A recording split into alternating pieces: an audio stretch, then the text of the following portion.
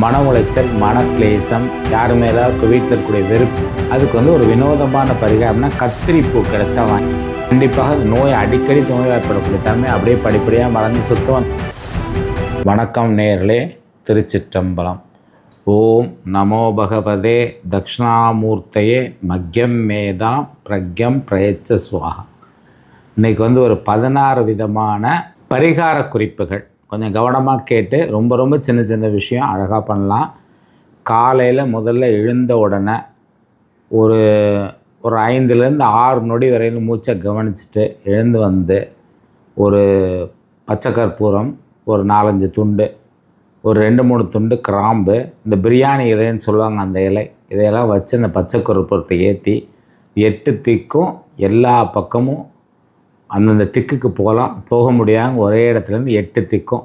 முதல்ல வடகிழக்கில் ஆரம்பித்து வடகிழக்கு, கிழக்கு, தென்கிழக்கு, அப்புறம் தெற்கு, தென்மேற்கு, மேற்கு, வடமேற்கு, வடக்கு அப்படின்னு சொல்லி தீபாதனை காமிச்சிங்கன்னா, சும்மா அந்த திக்குகளுக்கு தீபாதனை காமிக்கும் பொழுது, யதார்த்தமாக பண்ணும் பொழுது நிச்சயமாக பலவிதமான திருஷ்டி தோஷங்கள் அகலுவதோடு மேலும் செல்வ விருத்தி, காரிய தடைகள் அகலும், மன நிம்மதியான ஒரு சூழ்நிலை உருவாகும். இது ஒரு பரிகாரம். இது எத்தனை நாள் பண்ணலாம்னா, வாரத்துக்கு 2 நாளோ 3 நாளோ பண்ணலாம். அது மாதிரி பண்ணால் போதும். கிழமைகளோ நேரங்களோ கணக்கு இல்லை. காலையில் எழுந்தவுடன் ரெகுலராக பண்ணுங்கள். 2வது பரிகாரம் இந்த ஒரு இளம் வயதில் பரு தோன்றும். உடனே போய் வைத்தியம் பார்த்து ஃபேஷியல் பண்ணி இதெல்லாம் பண்ணவே வேண்டாம். அகத்தி இலையை போட்டு அரைச்சி சாறு எடுத்து அந்த பருவில் ஃபுல்லாக தடவுங்க. காலையில் தடவி ஒரு 1 மணி நேரம் விட்டு ஃபேஸ் வாஷ் பண்ணிடலாம். நல்ல தண்ணியில் வெறுமனே கழுவிடலாம், சோப் போடாமல். அதுக்கப்புறம் நீங்கள் வெளியில் போயிட்டு வரீங்க, மத்தியானத்தில் எங்கேயாவது ஒரு இடத்துல இருக்கும்போது எலுமிச்சம்பழச்சாறு லைட்டாக உப்பு போட்டு குடிச்சிருங்க. இன்றைக்கி எலுமிச்சம்பழச்சாறு குடித்தா மறுநாள் அகத்தி இலை சாறு தடவிட்டு நெல்லி சாறு குடிங்க. இது மாதிரி ஒரு 15 நாள் பண்ணாவே இந்த பருவெல்லாம் மேக்ஸிமம் மறைஞ்சிரும். இது 2வது ஒரு ஆலோசனை. 3வது உங்கள் ஜென்ம நட்சத்திரத்துக்கு மறுநாள் என்ன செய்யணும் அப்படின்னா, உங்கள் வயசு என்னவோ அந்த வயசு எண்ணிக்கையில், இல்லை இந்த வயதில் பாதி எண்ணிக்கையில், இல்லை அதிகமாக செய்ய முடியும்னா வயது மாதிரி 1.5 மடங்கு எண்ணிக்கையில். ஏன்னா ரொம்ப வயசாக இருக்கவங்க கொஞ்சம் செஞ்சு கொடுக்குறது கஷ்டமாக இருக்கும். மோர் லைட்டாக உப்பு போட்டு, முடிஞ்சால் நீங்கள் இஞ்சி, கொத்தமல்லி, கருவேப்பிலோடு போடலாம். போட்டு அந்த எண்ணிக்கையில் உங்கள் ஜென்ம நட்சத்திரத்துக்கு மறுநாள் குடிக்க கொடுத்தீங்கன்னா, மன உளைச்சல், மனக்லேசம், யார் மேலே வீட்டில் இருக்கக்கூடிய வெறுப்புகள், மன வேற்றுமைகள் மறைஞ்சு ஒற்றுமை உண்டாகும். இது 3வது பரிகாரம். 4வது பரிகாரம் அவ்வப்போது நோய்வாய்ப்பட்டு கொண்டே இருக்குது. ஏதாவது ஒரு தொல்லை வந்துக்கிட்டே இருக்குது. அதுக்கு ஒரு வினோதமான பரிகாரம்னா கத்திரிப்பூ கிடைச்சா வாங்கிக்கலாம். கத்திரிக்காயோட பூ இருக்குல்ல, அந்த பூ, இல்லை கத்திரி கலரில் பூ இருந்தாலும் வாங்கிக்கலாம். அந்த பூவை அது என்ன டெய்ஸி பூ அந்த மாதிரி இருந்தாலும் பரவாயில்ல. ஆனால் கத்திரி பூவால் பண்ணும்போது ரொம்ப விசேஷங்க. தன்வந்திரியோட மூலமந்திரத்தை சொல்லி, தன்வந்திரி தெரிஞ்ச மூலமந்திரத்தை சொல்லலாம். 2-3 விதமான மூலமந்திரங்கள் இருக்குது. முழு மூலமந்திரங்கிறது என்னென்னா, எல்லா புஸ்தகங்கள்லேயுமே இந்த தன்வந்திரி மூலமந்திரம் கிடைக்கும். நிறைய புஸ்தகங்களில் இருக்குது. அந்த மூலமந்திரம் பார்த்திங்கன்னா, ஓம் நமோ பகவதே வாசுதேவாய தன்வந்திரே அமிர்தகலசகஸ்தாய சர்வபய விநாசனாய சர்வலோக நிவாரணாய திரைலோக்கிய பதையே திரைலோக்கியதே ஸ்ரீ மகாவிஷ்ணு ஸ்வரூப ஸ்ரீ தன்வந்திரி ஸ்வரூப ஸ்ரீ ஸ்ரீ ஸ்ரீ ஔஷத சக்கர் நாராயணாய ஸ்வஹா. இந்த மந்திரம் பார்த்திங்கன்னா, நீங்கள் உங்கள் வீட்டில் தன்வந்திரி படம் இருந்தாலும் சரி, இல்லை விளக்கு பக்கத்தில் உட்காந்து சொல்லலாம். கூடவே ஒரு வெள்ளி டம்ளர்லையோ கண்ணாடி டம்ளர்லையோ தண்ணி வச்சுட்டு கொஞ்சம் துளசியும் பிச்சு போடலாம். ஸோ கத்திரி பூவால் நீங்கள் ஜெபம் பண்ணி ஒவ்வொரு பூவாக போட்டு அந்த மூலமந்திரம் எவ்வளோ முடியுமோ சொல்லிட்டு அந்த தண்ணியை யார் குடம்னு சொல்லி எல்லாருமே குடிங்க. வீட்டில் கொஞ்சம் ஒரு வாய் குடித்தா கூட போதும். கண்டிப்பாக அந்த நோய் அடிக்கடி நோய்வாய்ப்படக்கூடிய தன்மை அப்படியே படிப்படியாக மறந்து சுத்தமாக நோயற்ற தன்மை உலா வரும். அடுத்தது குழந்தை தங்கிருச்சு, இப்போ ப்ரெக்னெண்ட்டாக இருக்காங்க. டாக்டர் டெஸ்ட்டுக்கு போனால் ஏதோ ஒன்று சொல்கிறாங்க, இப்படி இருக்குது அப்படி இருக்குதுன்னு சொல்லி உங்களுக்கு டென்ஷனாகவே இருக்குது. சம்டைம்ஸ் குழந்தை வயிற்றில் இருக்கும்போது சுகர் கூடுறது, அப்புறம் ரொம்ப நீங்கள் அசையக்கூடாது, கஷ்டம் அப்படிலாம் சொல்கிறாங்க. அப்படின்னா நீங்கள் திருச்சியில் உள்ள மலைக்கோட்டையில் உள்ள தாயுமான சுவாமிகளுக்கு பிரார்த்தனை பண்ணி தான் கொஞ்சம் பணம் எடுத்து வச்சுருங்க. குழந்தை பிறந்த பிறகு எப்போ போக முடியுமோ திருச்சிக்கு போயிட்டு அந்த பிரார்த்தனைக்கு ஏதாவது மாலைகள் வாங்கி சாற்றி அவருக்கு அர்ச்சனை செஞ்சு காணிக்கை செலுத்திட்டு வாங்க. எவ்வளோ காணிக்கை நினைக்கிறீங்களோ, வேண்டுதல் வைக்கணுங்கிற அவசியம் இல்லை. ஒரு 500 ரூபாய் செலுத்துகிறேன், 1000 ரூபா செலுத்துகிறேன்னா பரவாயில்ல. அந்த கோவில்களுக்காக நம்ம செய்யக்கூடிய ஒரு இது. அப்படி இது கட்டாயமாக வேண்டிக்கணும் இல்லை, ஆனால் போய் இந்த பிரார்த்தனைகளுக்காக ஒரு அர்ச்சனை பண்ணி நிறைவேற்றுவாங்க. பிரசவம் சுகமாக அமையும். அப்புறம் வந்து தொடர்ந்து காரியத்தடை இருந்துகிட்டே இருக்குது. எந்த காரியத்தை எடுத்தாலும் தடங்கள் ஆகுது. சாதாரணமாக நடக்க வேண்டிய காரியங்கள் வச்சுக்கோங்க, ரொம்ப பெரிய விஷயங்கள்னு கிடையாது. சின்ன சின்ன காரியம் கூட தடங்காகிட்டு ஒரு வாட்டிக்கு 2 வாட்டி 3 வாட்டி போகிற மாதிரி இருக்குது. அதேமாதிரி வாகனங்களும் செலவைக்கு வாகனம் கொண்டுட்டால் சரியாக பண்ணி தர மாட்டேங்கிற மாதிரி தொடர்ந்து தலைவலி இருந்தால் புதன்கிழமை அன்னைக்கு இரவு நேரத்தில் மாலை நேரத்தில் சூரியன் அஸ்தமனத்துக்கு பின்னாடி பெருமாள் தாயாருக்கு துளசி மாலை சாத்தி ஒரு அர்ச்சனையோ இல்லை பழங்கள் வைத்து நைவேத்தியம் செய்துட்டு வந்துட்டிங்கனாவே இந்த காரிய தடைகள் முழுமையாக விலகும். எளிய பரிகாரம் செஞ்சாவே நல்ல பயன் இருக்கும். அடுத்தது காலில் வந்து தங்க கொலுசு போடலாமா நிறைய பேர் கேட்குறாங்க. ஏற்கனவே சில ப்ரோக்ராமில் சொல்லியிருக்கோம், தங்க கொலுசு காலில் போடக்கூடாது.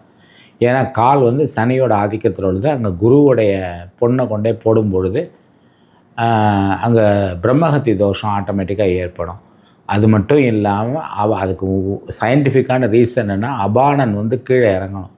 அது வந்து தங்க கொலுசு போட்டிங்கன்னா அபானன் கீழேங்கிறது இடுப்புக்கு மேலே ஏற ஆரம்பிச்சிடும். அதனால் காலில் போடக்கூடாது. இடுப்பு வரையிலும் தங்கத்தை பயன்படுத்தலாம். நம்மளுடைய கலாச்சார வழக்கம் அதுதான். அப்புறம் வந்து ஒரு சண்டைகள் இருந்துக்கிட்டே இருக்குது. சண்டை வந்து வீட்டுக்குள்ளே எப்போ பாரு இருக்குது. கணவன் மனைவிக்குள்ளே இருக்கலாம், அப்பா அம்மாவோடு இருக்கலாம், அண்ணன் தம்பியோடு இருக்கலாம். இந்த மாதிரி இருந்தால் உங்களுக்கு அந்த சண்டையை நிறுத்தணும்னு ஆசைப்பட்றீங்களா, ஒரு வாழை இலை எடுத்துக்கங்க. அதில் ஒரு 3 வெத்தலையோ ஒரு 6 வெத்தலையோ இல்லை 9 வெத்தலையோ வச்சுங்க. அதில் கொஞ்சம் துவரம்பருப்பு வைங்க. நல்லா மடித்து தலானை கீழே வச்சுருங்க. எந்த கிழமையில் வேணாலும் வைக்கலாம். வச்சுட்டு மறுநாள் காலையில் எழுந்து அந்த துவரம்பருப்பை எரிச்சிடுங்க. சும்மா ஒரு பச்சை கருப்பமாக போட்டு எரிச்சிடலாம். நெருப்பு படணும் துவரம்பருப்பில்.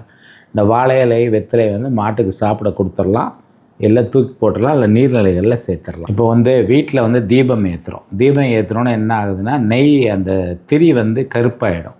நல்லா வச்சுட்டிங்கன்னா மறுநாள் அந்த கருப்பு திரியில் அப்படி ஏற்றக்கூடாது. இந்த கருப்பு திரியை கட் பண்ணணும், இல்லை புது திரி மாற்றிடணும்.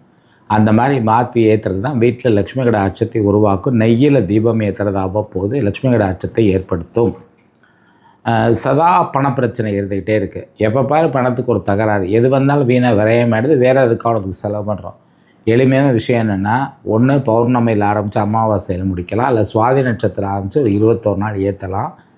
பஞ்சு திரி எடுத்து நல்லா பன்னீரில் நனைச்சி காய வச்சுக்கோங்க. அந்த திரியை போட்டு கரெக்டாக ஒரு பௌர்ணமியில் ஆரம்பித்தா அமாவாசை வரையிலும் அதோட ஒரு கண்டிப்பாக தாமரை நூல் திரி சேர்த்துக்கணும். சேர்த்து விளக்கேற்றிக்கிட்டே வந்தீங்கன்னா வீட்டில் நீங்கள் முடிஞ்ச மந்திரங்களை சொல்லலாம். முக்கியமாக மகாலட்சுமியோட மல்ல மந்திரங்கள், குபேரனுடைய மந்திரங்கள், அப்புறம் வந்து பைரவருடைய மூல மந்திரங்கள்லாம் சொல்லலாம். எதுவுமே சொல்லலைன்னா கூட பரவாயில்ல. விளக்கேற்றிட்டு ஓம் ஸ்ரீம் லக்ஷ்மி நமக, ஓம் ஸ்ரீம் லக்ஷ்மி நமக, ஓம் அப்படின்னு ஒரு 5 நிமிஷம் சொல்லிவிடுங்க. அது மாதிரி பௌர்ணமியில் ஆரம்பித்து அமாவாசை, சுவாதியில் ஆரம்பித்து 21 நாள் ஏற்றுனீங்கன்னா இப்போ அந்த சில்லறை பிரச்சனைகள் அத்தனையுமே தீர்ந்துடும். பெரிய பிரச்சனைகளே தீரும். அனாவசியமான செலவுகள் வந்து குறைஞ்சிரும்.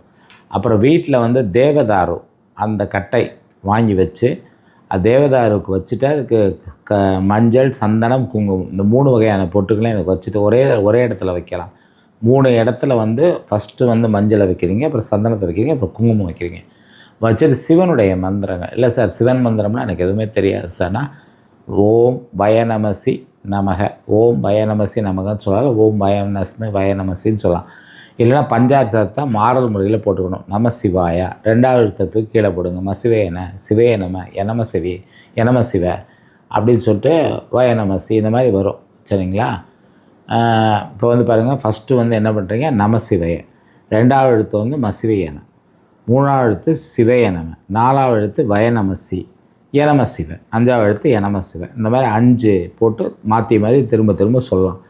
இது ரொம்ப கஷ்டமாக இருக்குன்னா தேவாரம் திருவாசத்தை படிக்கலாம். ஸோ தேவதாரு கட்டையை வச்சு தொடர்ந்து நீங்கள் இந்த மாதிரி சிவமந்திரங்களை ஜெபம் பண்ணிட்டு வந்தால், முன்னோர் ஏதாவது சாபங்கள் இருந்தாலும், முன்னோர்களால் நீங்கள் வந்து நிந்திக்கப்பட்டு அதை பலிதம் ஏற்பட்டு முன்னேற்றம் இல்லாமல் இருந்தால் அது குறைஞ்சி முன்னோருடைய சாபங்கள் ஆசியாக மாறிவிடும். தேவதாருக்கு அந்தளவுக்கு பவர் இருக்குது. அதனால தான் நம்ம ஹோமம் பண்ணும்போது எப்பவுமே தேவதாரு சேர்க்காமல் ஹோமமே பண்ண மாட்டாங்க. அகில், குகில், சந்தனம், தேவதார் இதெல்லாம் கண்டிப்பாக சேர்ப்பாங்க.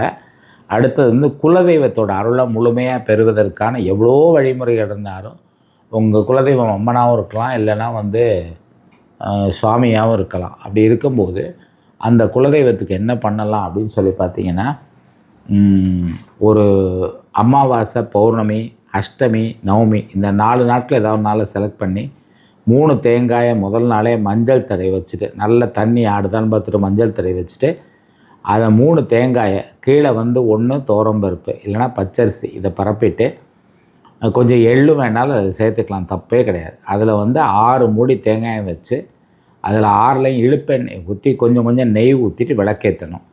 இந்த விளக்கு வந்து ஒரு வாழை இலை பரப்பி கூட அது மாதிரி செய்யலாம். இந்த 6 முடியிலையும் விளக்கு எரியணும், யாருக்கும் டிஸ்டர்பன்ஸ் இல்லாமல் இருக்கணும். இந்த சுடர் வந்து தெற்கு நோக்கி மட்டும் இருக்கக்கூடாது, மற்றபடி எந்த திசையை நோக்கி வேணாலும் இருக்கலாம். அந்த மாதிரி வழிபட்டு குலதெய்வத்தை வழிபட்டால் குலதெய்வத்தோட அருள் பரிபூர்ணமாக கிடைக்கும். அடுத்த ஒரு பதிவிலை சந்திப்போம். நன்றி, வணக்கம்.